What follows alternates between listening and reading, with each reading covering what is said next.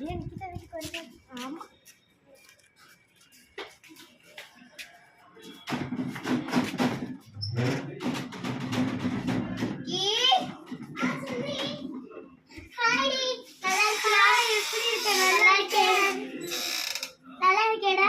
நல்லா இருக்கேன். வா வா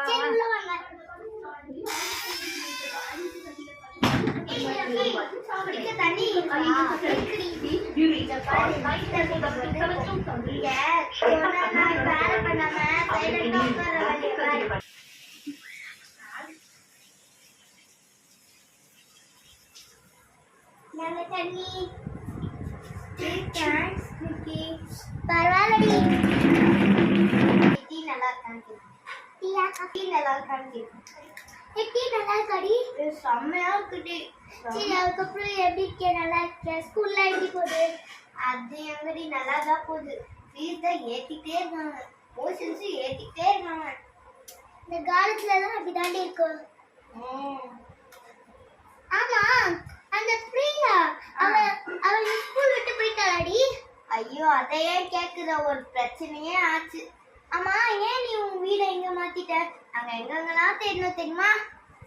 அது சொல்ல மாட்டேடி, சாரிடி. சரி சரி விடு. உங்களுக்கு தெரியுமா அந்த பக்கத்து கிளாஸ் ஆதி வந்து நானும் ஸ்கூல்ல எப்படி போச்சுடா? நல்லா தான் போகுது.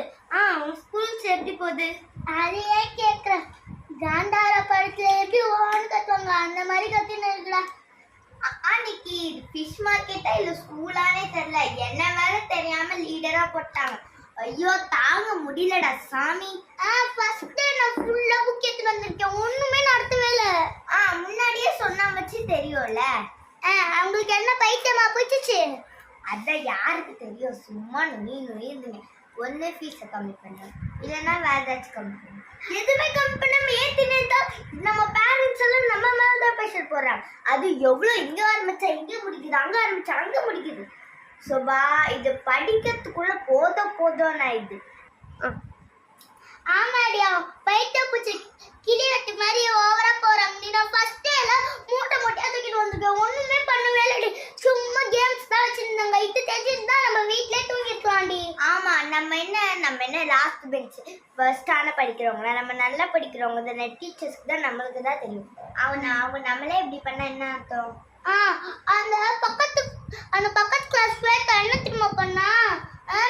என்னோட பென்சில் இருக்குல்லடி, நான் எழுதின இந்த பக்கத்துல இருக்க ஒரு பையன்